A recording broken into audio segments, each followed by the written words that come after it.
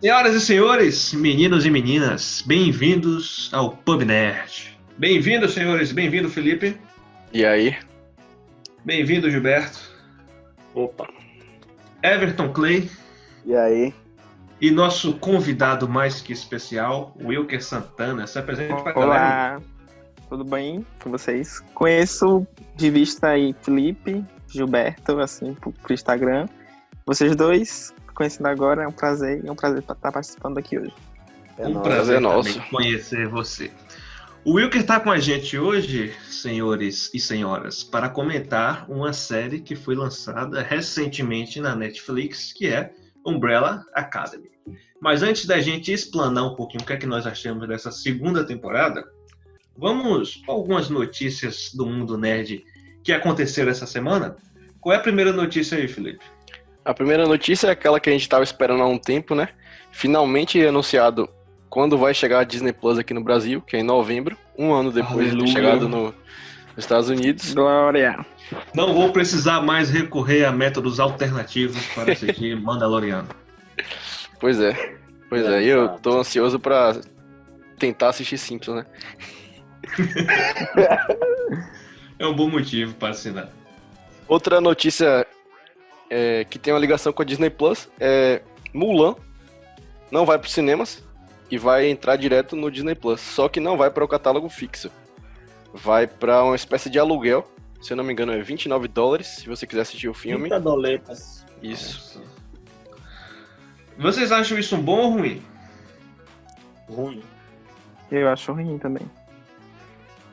E Porque aí? a gente já vai pagar, né, pra ter o stream.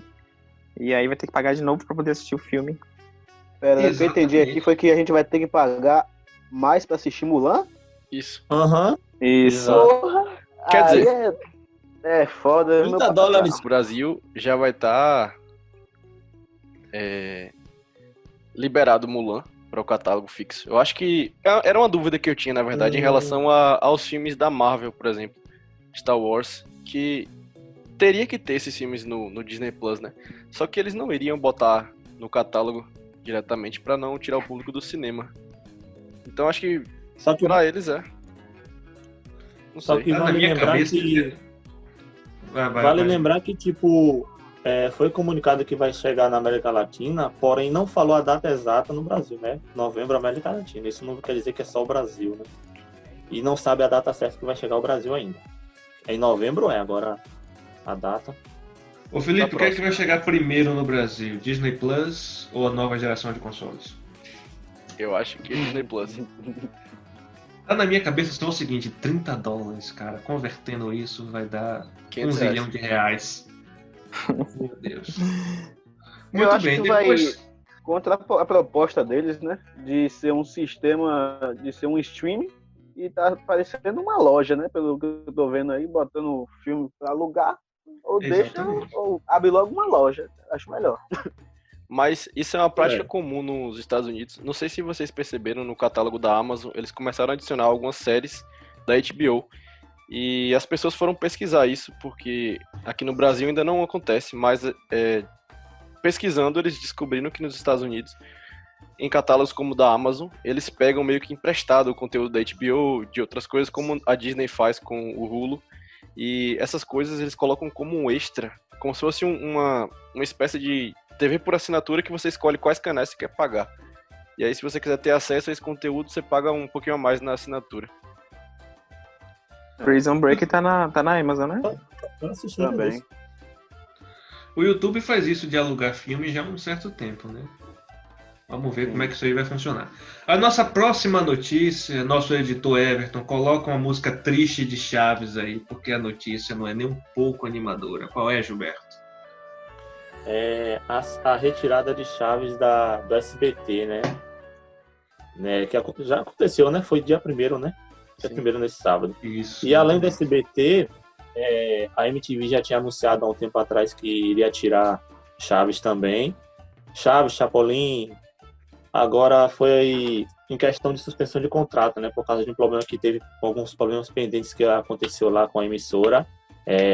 ligado com o titular dos direitos da história, aí acabou que teve que ir, acabou pro SBT agora. E na MTV a mesma coisa.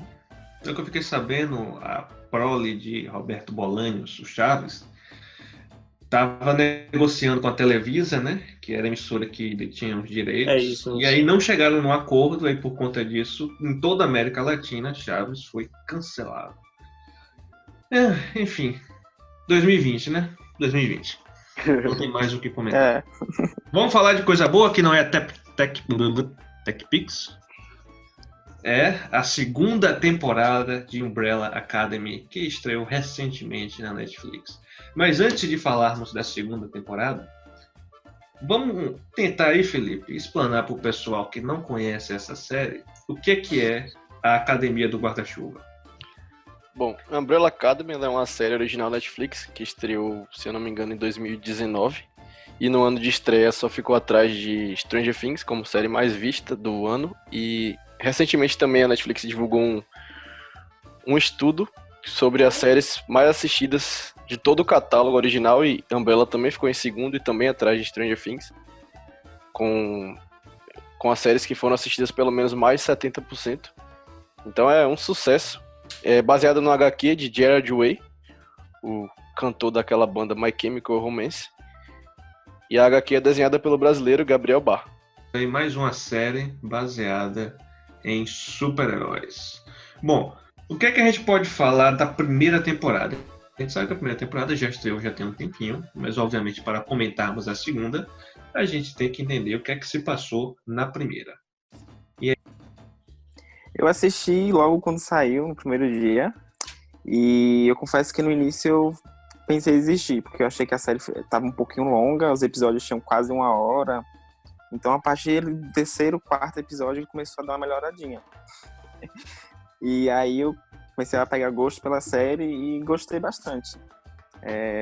Conta a história, né, de 7 crianças que foram adotadas por um bilionário, e elas têm superpoderes, elas nasceram exatamente no mesmo momento, junto com outras 43 crianças, se não me engano. E aí eles cresceram numa academia e eles lutavam pelo... Pra salvar o dia. Pra salvar o dia.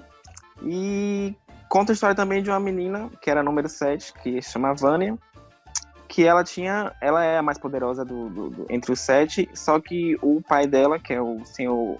Hasgraves, deixou isso, né, encoberto. Não queria que ela soubesse que ela tinha poderes, então ela cresceu a vida toda dela achando que ela não tinha aqueles poderes.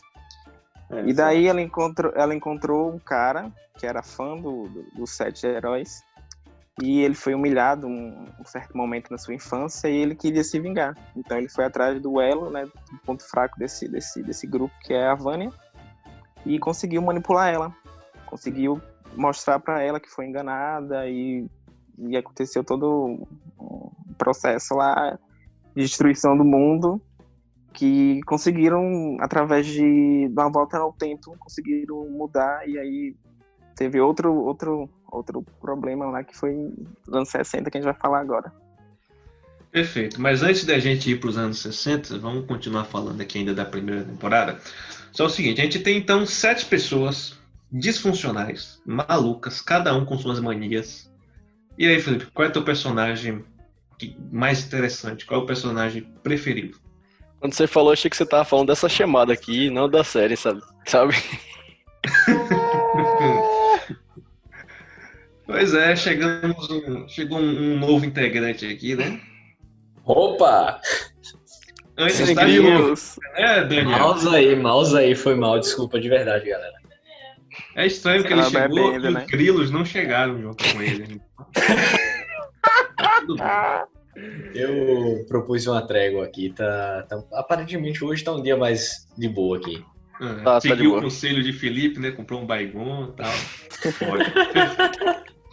Já eu te situo na conversa, Daniel. O Felipe vai falar aqui qual o personagem que ele mais gostou, que ele teria vontade de ser. Fala aí, Felipe. Cara, então, desde a primeira temporada, meu personagem favorito é o 5, né? E eu fico ali na dúvida em alguns momentos entre Cinco e Klaus, porque, poxa, eles dão um brilho à série que acho que os outros não conseguem ter tanto destaque assim quanto esses dois. Desde a primeira eles conseguem ali segurar tudo. Perfeito. Gilberto, qual é o teu personagem preferido? Aqui quem vai ganhar com certeza vai ser o 5, pelo que eu tô vendo. Eu gosto bastante do 5 pelo fato de que... E também teria vontade de ter o poder dele também, né? Porque eu gosto muito dessa parada de viagem do tempo, de viagem de matéria, essas coisas assim. E eu achei bastante... Gosto dele bem mais do que os outros personagens, porque... Acho ele e o Klaus uns personagens que mais se destacaram na série e os outros um pouco tanto apagados na primeira, né? Na segunda aí a gente vai chegar um pouco lá mais ainda. Mas o meu personagem favorito é o número 5. Perfeito. Everton Clay. O 5 e o Klaus, não tem como. Quando o 5 aparece, ou é questão de wow ou questão de risada, né? É a mistura perfeita. O personagem B10 e que consegue te dar muita risada. E quando junta o 5 com o Klaus, então, meu amigo, não tem como. Muito bom. E aí, Wilker, qual é o teu personagem preferido? Meu personagem preferido é o Five, mas eu vou não ser previsível agora e vou dizer que eu gosto muito também da Alison. Queria ter o poder dela também. Um ponto, o poder da Alison, perfeito, né? Mas também é uma maldição. Carlos Sim, Daniel, nosso Rubinho Barrichello, qual é o teu personagem preferido? Cara, a gente tá falando dessa segunda temporada ou da série como um todo? Da primeira temporada, qual é o teu personagem preferido? Da primeira temporada eu acho que também teria que destacar os 5. Mas dessa segunda temporada não tem como, assim, não destacar a Alison. Até porque teve umas coisas que eu já falei com o Felipe num grupo que demonstrou, assim, muito claramente o que eu achei. Falou, vocês quase brigavam.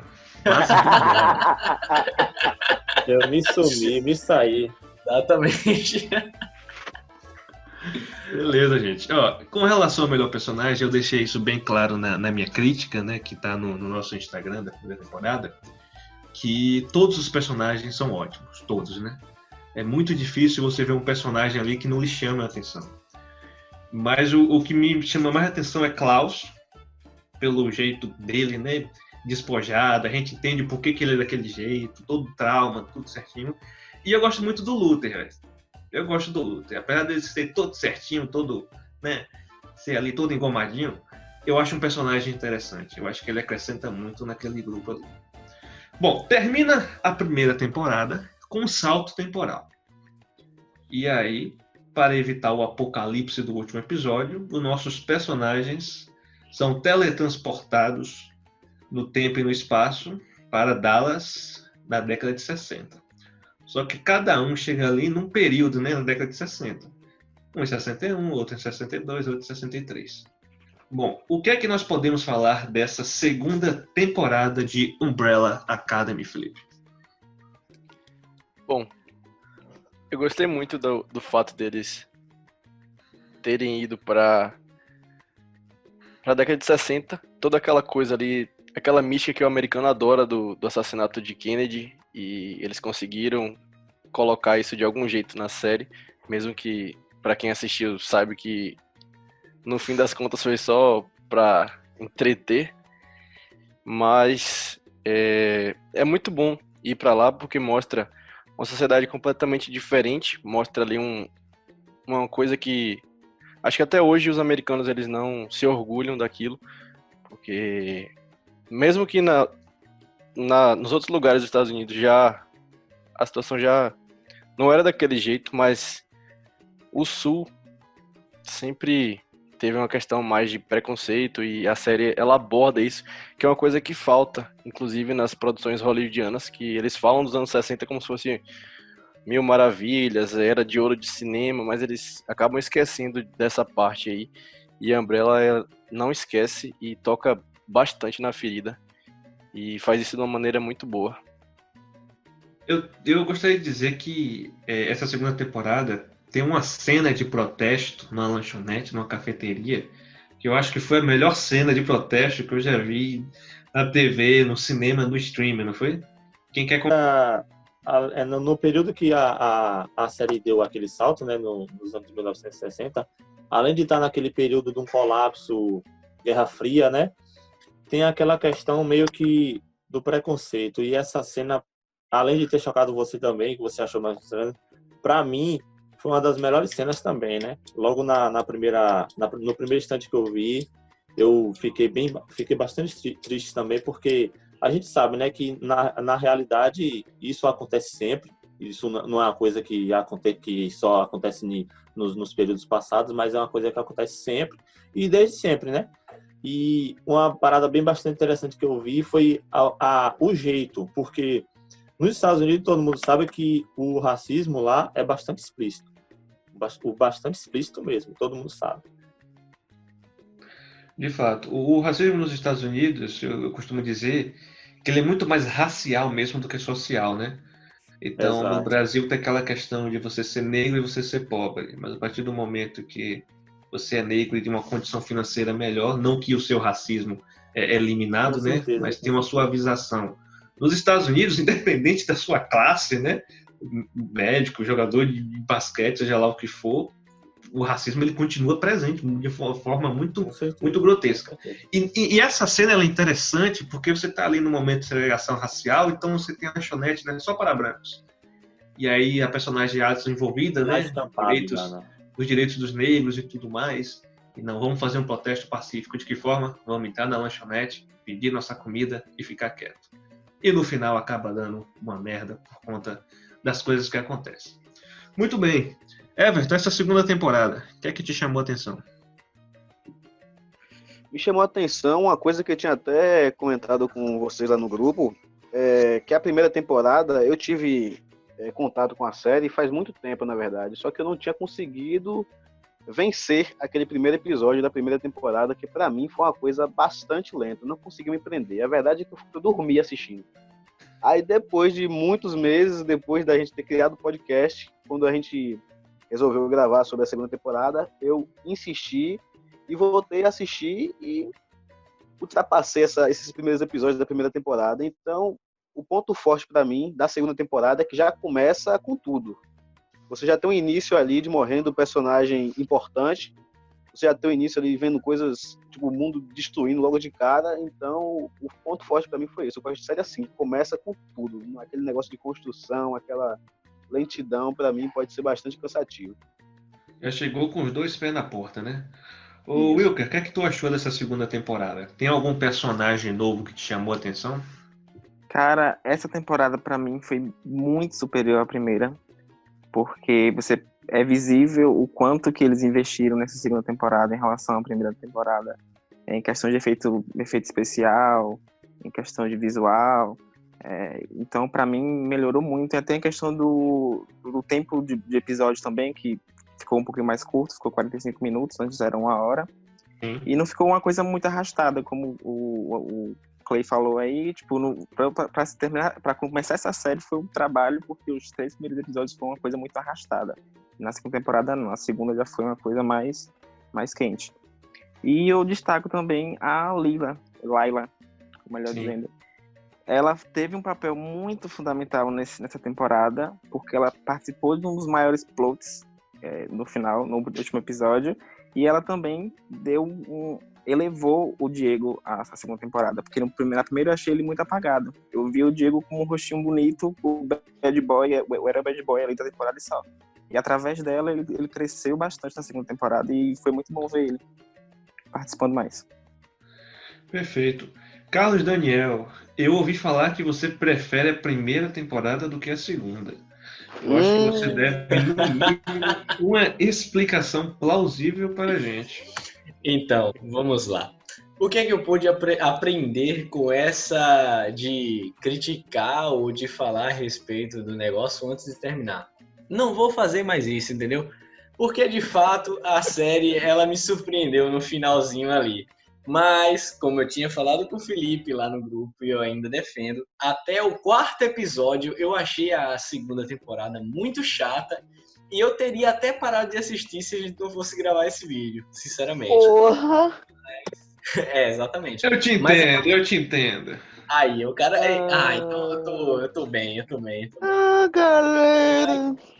a partir do 5º episódio, os negócios começaram um pouco a mudar e começaram a acontecer coisas realmente importantes para as séries, assim, para a série, no caso.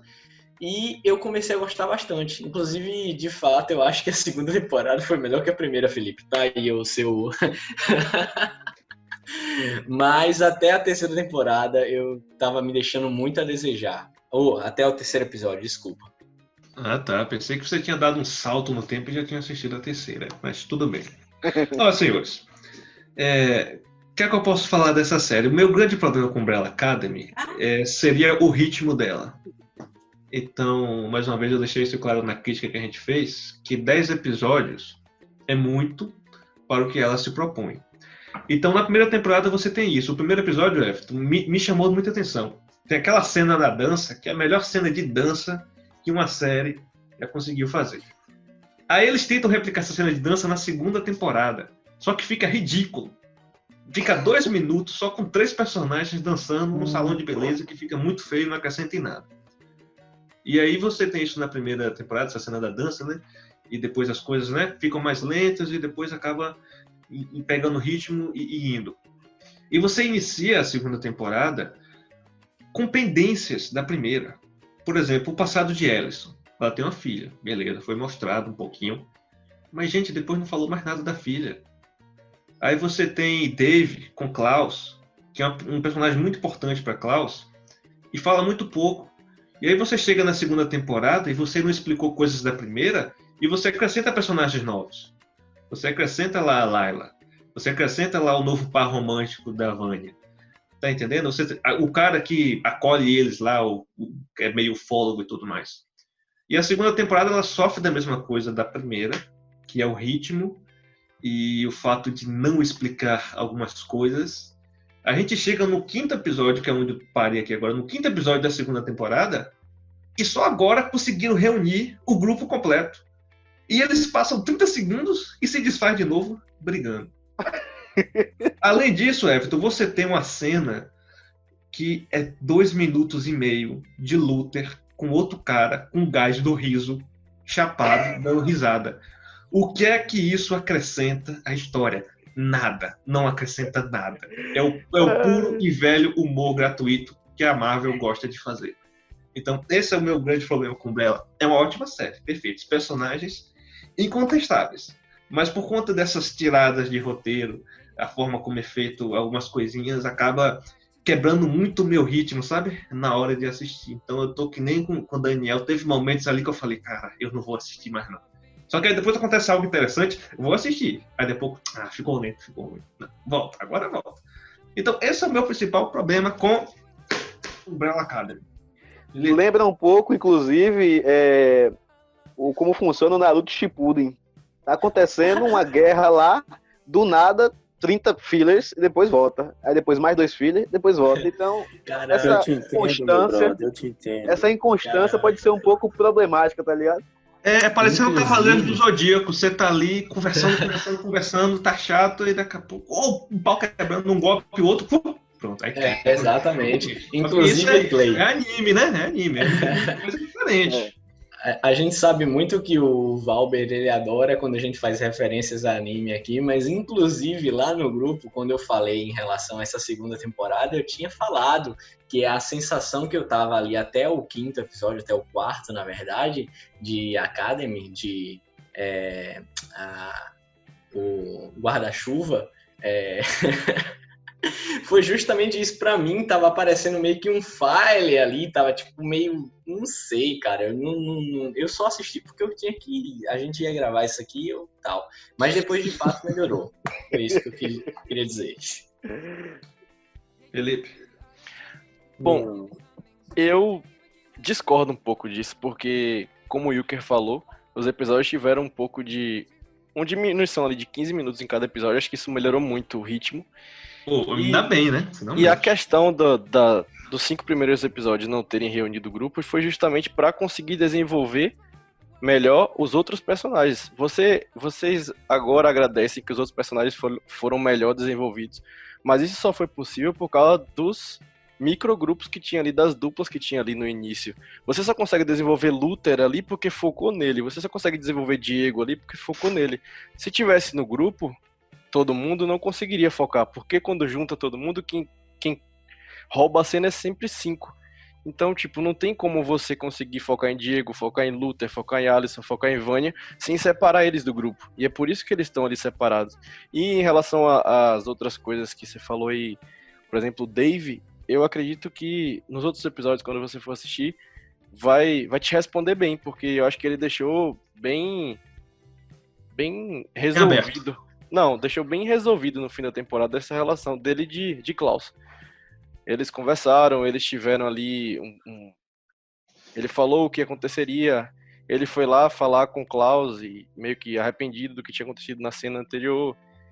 E eles deixaram resolvido, não ficou em aberto, deixou resolvido. Em relação à filha de Alisson, ela não aparece, mas o tempo todo ela inclusive desiste do marido dela dos anos 60 pra ver a filha. Foi assim que Luther conseguiu convencer ela a voltar. Então eu discordo disso aí que você falou, que deixou algumas coisas em aberto. Acho que eles fecharam muito bem no final da temporada. Bom, vale lembrar aqui, gente, que a gente está falando da série. Então, mas nas HQs fizeram isso, isso e isso. A gente está comentando aqui a série. E por mais que seja baseado nas HQs, quando você transporta de uma mídia para outra, você é necessário fazer certas adaptações. E aí, a gente está falando aqui, obviamente, é do ponto de vista do que a gente conhece, né? Dos streamings e séries de TV. Mas mesmo assim, Felipe, eu acho que 5 episódios para poder contextualizar todo mundo ali, eu achei demais, sabe? Eu acho que a melhor estabelecida ali foi Alisson. Eu não sei se é porque eu gosto dessa questão de raça, né? Tal, e aí, o próprio marido dela, né, nessa temporada, para mim, é o melhor personagem da segunda temporada, personagem que foi introduzido, né? Personagem novo. Eu acho que de todos ali, obviamente ele é o mais pé no chão, ele que tem, né, um background maior, ele é o mais realista. E por conta disso tudo eu achei mais interessante. Críticas com relação à segunda temporada, já que a gente começou aqui já descendo o pau. Como eu e Felipe quase chegou lá uma grande discussão no grupo, eu queria concordar muito com o Glauber em relação Eu tinha achado o início ali, aqueles primeiros episódios, até o 4º episódio, para ser mais exato, muito lento. Então eu concordo muito com o Valber em relação a isso. E, tipo assim, em relação também à história dos personagens, eu também tenho que concordar muito que a que eu achei mais maneira foi a da Alisson. Eu achei que passou uma realidade bem da hora relacionada ali aos anos 60 e tudo mais. Ao contrário do que eu vi nos outros personagens. Eu não gostei muito, por exemplo, como eu tinha debatido com o Felipe, a respeito dos seguidores do Klaus, que eu achei extremamente forçado. Eu achei tipo um negócio meio não orgânico, que não deu pra eu engolir, entendeu? Toda vez que aparecia aqueles seguidores dele indo atrás dele ali, me deu uma pedra no rim assim. Aquela seita. Assim. Exato. Aí eu falei, cara, não precisava disso, tá ligado? Mas, de modo geral, depois do 5º episódio, exatamente, do 5º episódio até o final, eu gostei bastante da série. Mas antes disso, pra mim, foi bem chato. Uma outra crítica que eu tenho, como eu falei, né, até o momento da gravação, eu assisti só metade da temporada, mas é algo que dá pra embasar. Dark cometeu o mesmo erro, do meu ponto de vista, que é você botar 3 antagonistas sem carisma nenhuma, simplesmente com o objetivo de matar.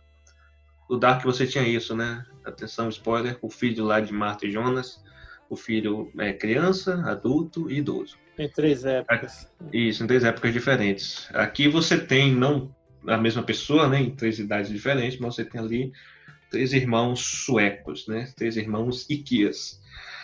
E, cara, eu não gosto disso. Eu não gosto quando bota lá um protagonista sem background nenhum, só pra matar, só pra, sabe? Só pra resolver o problema. Sim. E eu acho que foi também um erro dessa segunda temporada. Pelo menos até metade ali onde eu vi, aconteceu isso. Diga, Gomes. Eu achei bizarro, me deu medo, né? Aquela cena do pé mesmo realmente foi assustadora, né? Também não gostei muito deles na série, não. Acho que foi uma coisa meio meh, assim.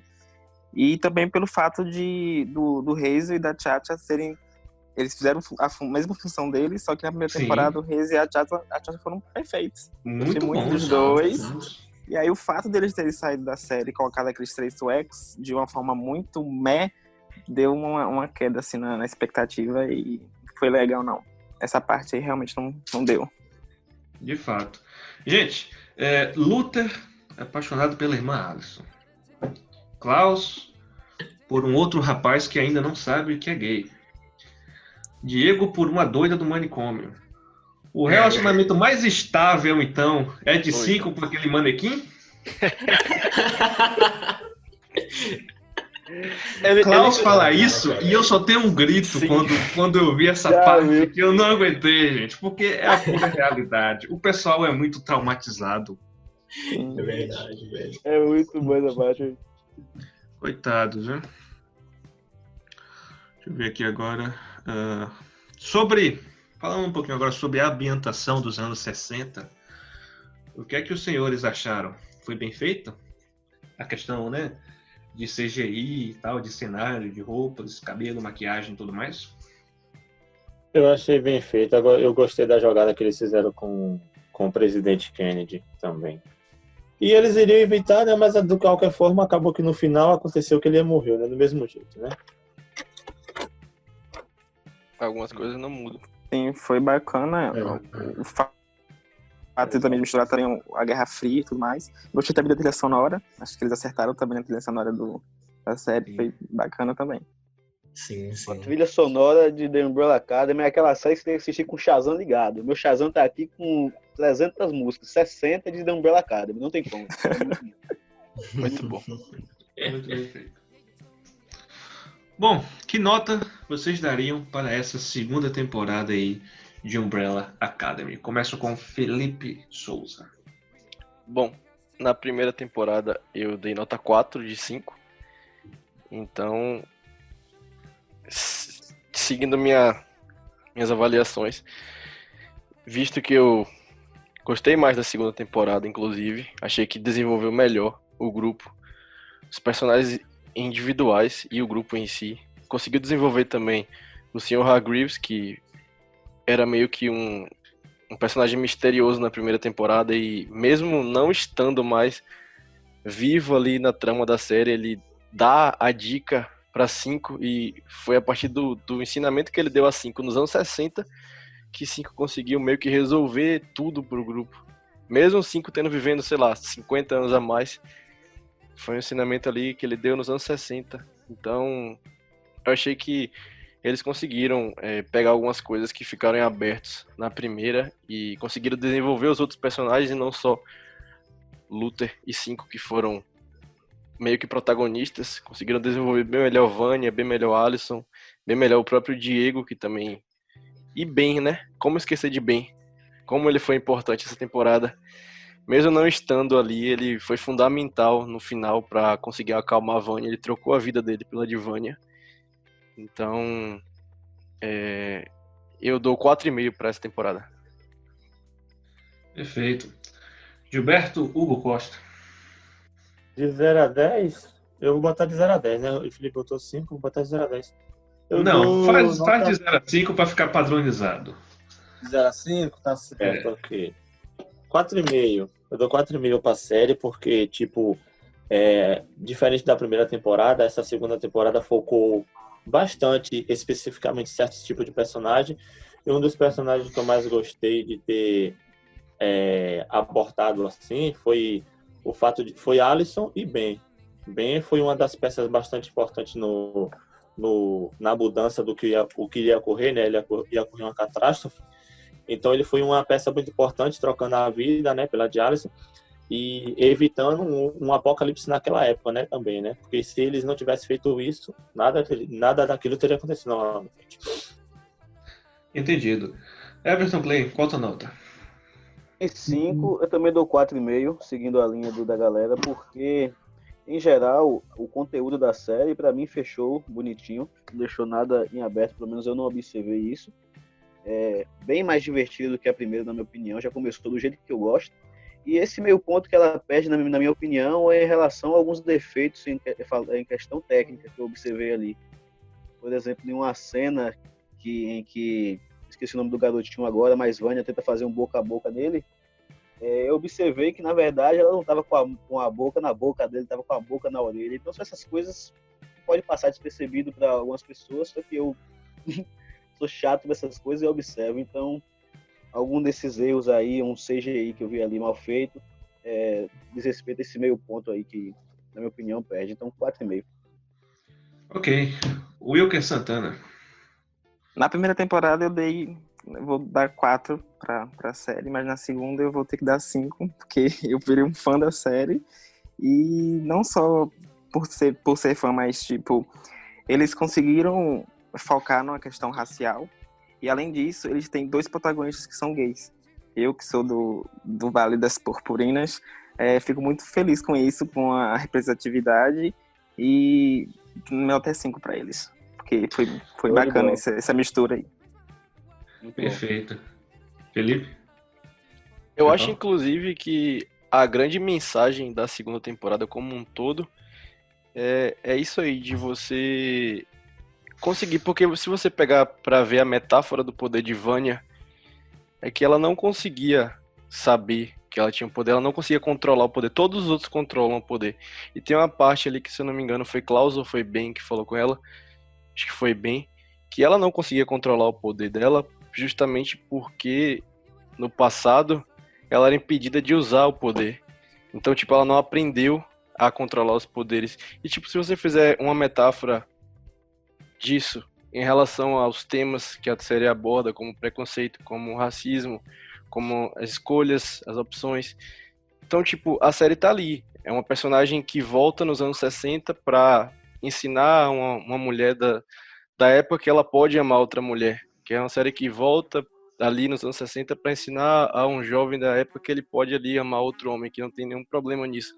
Então, tipo, toda essa parte também tem a questão racial, que era ridículo aquilo de negros não poderem frequentar o mesmo lugar dos brancos. Então, tipo, ela te ensina essas coisas. É uma série que ela passa esses valores e eu gosto disso porque é uma série muito popular, então vai chegar em muita gente essas mensagens, são mensagens importantes da gente passar, principalmente no momento que a gente vive agora no Brasil. Então, tipo, eu acho que ressalto muito a importância da série, a importância social que essa temporada teve. De fato, eu concordo com o Felipe nessa questão aí, por se tratar de uma série mais 16, salvo engano. Então, o indivíduo ali que tiver 16 ou aproximadamente, nós sabemos que tem gente mais nova que assiste e nem liga para indicação, mas caso ele tenha alguma dúvida de que racismo, todo esse preconceito com a galera LGBT seja errado, então, meu amigo, já começa a superar a partir daí, porque a série abordou com uma extrema maestria. Eu achei muito boa essa Perfeito. Carlos Daniel, qual a tua nota para a série? Exatamente, né? Como eu tinha falado lá no início, eu achei que a série começou de uma maneira muito lenta, tipo, de uma maneira que... Pera aí, vocês estão ouvindo? Como se fosse... Que eu até comparei, né? Tipo assim, trazendo assim, sempre como eu sei que você gosta de referências a animes, o início da série da segunda temporada ficou parecendo uns filers, ficou parecendo uns negócios meio desconexos, assim. Eu não curti muito, a gente tinha debatido bastante, eu e o Felipe, a propósito sobre isso, mas depois do 5º episódio, como eu já falei anteriormente, a série tomou um rumo que me surpreendeu, de fato. Eu acabei gostando mais da série.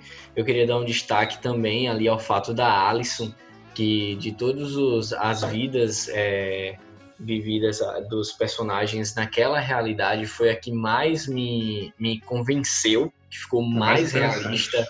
Exato, e ficou mais interessante, ficou mais realista, tipo, você assistia aquelas cenas de opressão, você viu a violência policial, por exemplo, contra o marido da Alison, e você sentia aquilo, entendeu? Coisa que eu achei totalmente diferente quando se fala em relação ao Klaus, por exemplo. Mas tudo bem. E outra coisa também que eu queria falar a respeito dessa segunda temporada foi que... esse momento aqui é o momento que vai cortar, entendeu? Porque eu travei aqui a mente, mas espera que eu vou ver aqui o que eu tinha anotado. Mas enfim. A cara de Clay, velho.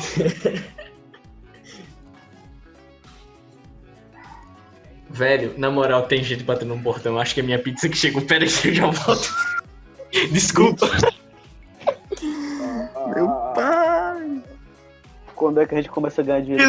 Isso não será cortado, Everton. Essa parte aqui da pizza tem que ficar. Sério mesmo.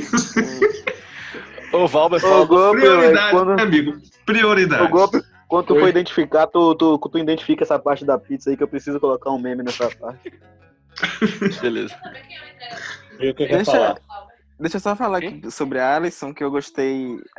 O fato dela não ter usado os poderes dela durante o tempo que ela voltou aos anos 60. Exatamente. Ela ficou todo esse tempo lutando num processo civil ali, só que ela não usou os poderes, só veio usar quando precisou de fato. E aquilo foi muito legal também. Sim. Oi, desculpa, eu dei risada aqui porque o gato... O gato roubou a cena ali, ó. Subiu em cima da geladeira e aí não teve como rir.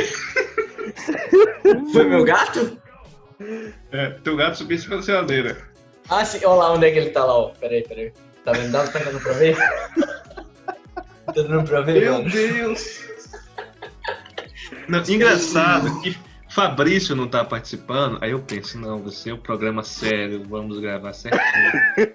O problema não é Fabrício. O problema já tá explicado, que é Carlos e Daniel. Bom, dá uma nota depois das críticas perfeitas dos senhores e desse momento de descontração aqui proporcionado pela pizza de Carlos e Daniel. Seguindo minha lógica, eu dei 3,5 estrelas. Obrigado, Daniel. 3,5 estrelas para a primeira temporada. E a segunda, obviamente, muito melhor que a primeira. Eu dou 4 estrelas. 4 estrelas eu acho que é um valor justo. Claro que pode mudar no decorrer de eu terminar de assistir essa segunda temporada. Muito bem, senhores. O que é que a gente espera da terceira parte de Umbrella Academy? Agora tá liberado spoilers, certo? Pode falar à vontade com relação ao final. E vamos teorizar a respeito da terceira temporada. Felipe Souza. Cara, como não pensar na próxima temporada depois do final, né? Porque a gente tá cansado de saber que não vale a pena voltar no tempo, porque você vai mudar alguma coisa. Então, aquele final ali deles voltando pra casa deles e não encontrando mais a Umbrella Academy, e sim a Archer Academy, e o pai deles lá vivo, e cara, aquilo ali vai ser, acho que finalmente vamos ter, não sei se na próxima já, mas um vilão, tipo, capaz de derrotar ele, sabe? Porque gosto muito de Razor e Cha-Cha, só que eles não conseguiriam derrotar a equipe. Mesma coisa acontece com os suecos e com Layla e a mãe dela, né, da comissão. Também acho que elas não conseguiriam, tanto que Vanya ali em um segundo conseguiu derrotar todos os agentes ali da comissão. Então eu acho que com essa nova academia, quem sabe quem são esses irmãos, né? Quais são esses jovens? E fica aquele questionamento, será que ele deu a entender, o pai deles deu a entender que ele não gostava de crianças e que ele não faria aquilo de adotar as crianças. E será que ele tá vivo por causa disso? Sei lá, ele arranjou um jeito de... Que vocês viram durante a temporada que ele também tem um poder, né? Então, tem várias coisas que eu tô ansioso pra descobrir. E Okay. no final do episódio ele fala, né? Ele fala assim, eu esperei vocês. Logo quando eles aparecem lá na mansão. Então, fica aí. Justamente. Mais alguma teoria, mais alguma expectativa? É isso, eu também tô muito curioso para saber como é que vai ficar a relação do pessoal lá da linha do tempo, que eu esqueci agora no momento o nome, porque eles exterminaram meio que ali com todos os agentes funcionais, né, da parada, exato. E era isso que eu... Caralho, velho, por que eu me perco tanto assim? Que inferno. Nossa, sério, tô triste aqui. Enquanto você vai lembrando, deixa eu falar, é que aquele menino, né, que o Harley, né, o nome dele, a gente viu no último episódio que ele ficou com poderes também. Acho que foi o uso da Vânia, né? Sim. E Tava flutuando eu quero saber como é que eles vão fazer pra introduzir ele na terceira temporada, porque ele ficou em 63, Sim. então em 2019 ele vai estar muito velho, né? Então, tô curioso pra saber o que eles vão fazer com ele lá. É aquele rapazinho que, se não me engano, é autista? Isso Exato. mesmo. Robert tá perdido aí, hein? Quando Tá ela fez perdidão. a respiração boca a boca nele, que o Sim, Clay falou, sim. ele pegou o poder da Vânia. É isso que eu falo, que o interessante da série são os personagens, cara. Lembrando que no filme Logan, você tem ali, por exemplo, os mutantes, né? E os mutantes com seus poderes e tudo mais. E você tem um mutante velho, já octogenário, né? Que é o Professor Xavier. E você tem os desafios da idade atrelado aos poderes. Então tem momento que ele não segura, tem momento que ele, né? Simplesmente explode a questão dos poderes dele. E eu acho que o Umbrella Academy dá para chegar nisso muito bem. E a gente percebeu isso com Vânia, né? No final lá da primeira temporada, nessa segunda temporada também, em que você casa aspectos psicológicos, aspectos mentais, até físicos mesmo, juntamente com a questão de poderes, né? Então dá para criar algo interessante. Então você já imaginou esse personagem aí, né? Como é que ele vai controlar a questão do poder dele, né? Então tem tudo isso que dá para ser explorado mais adiante. Everton? Em relação à terceira temporada, o que eu tô mais curioso para ver assim, novamente em questão técnica, é como vai funcionar esse CGI, porque certamente eles vão utilizar os mesmos atores duas vezes para representar a The Umbrella Academy e a Sparrow Academy, acho que é Sparrow Academy. Então eu quero saber como é que vai funcionar esse CGI, né? Tem que ser algo feito com cirúrgico, né? Porque senão não vai sair nada legal.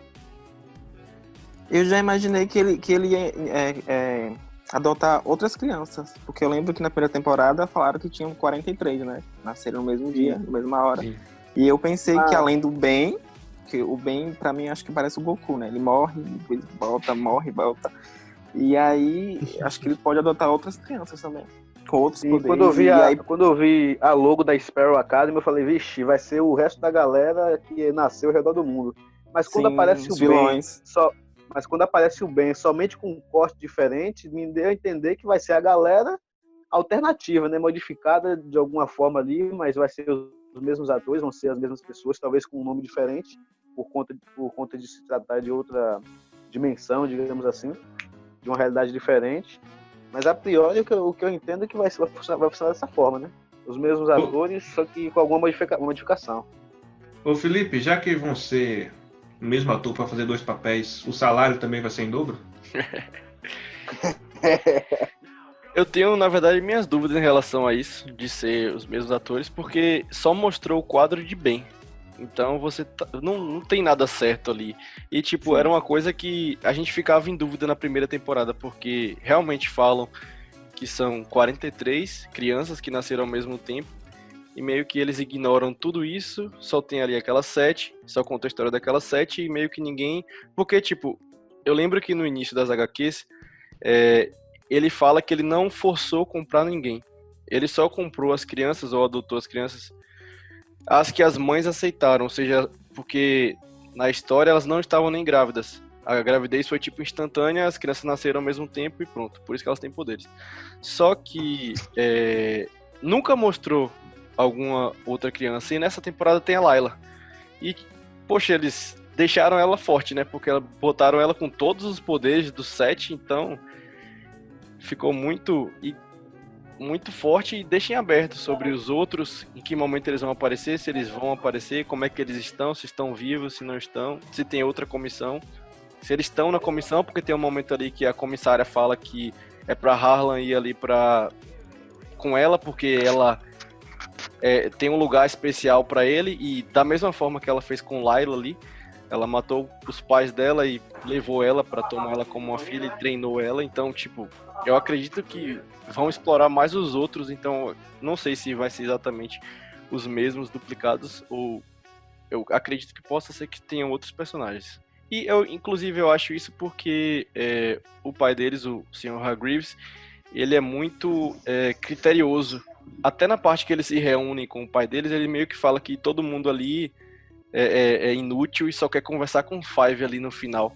Então, tipo, talvez ele vá ser criterioso no futuro em relação a escolher as crianças. Tipo, ele já conhece, já sabe quem eles vão se tornar, quais poderes eles vão ter. Então ele pode ser que ele escolha outras pessoas, justamente por já saber quem é Diego, já saber quem é Vanya, já saber quem é Allison. E dessa forma, talvez a Sparrow Academy seja mais poderosa que a Umbrella, quem sabe. Independente do que seja, eu só quero mais... Né? O poder da Lena é fantástico. Se for 7 Layla, meu irmão, já era. Apesar que eu só fui entender o poder da Layla quando ela deitou a Allison. Eu falei, esse que é o poder da boneca. Independente do que seja o futuro, eu só quero mais cenas com manequim. Eu quero mais Senhora Dolores, a melhor personagem da série. Senhores, foi um prazer conversar com vocês, tá certo? Muito obrigado a todos, especialmente ao Wilker Santana, nosso convidado de honra.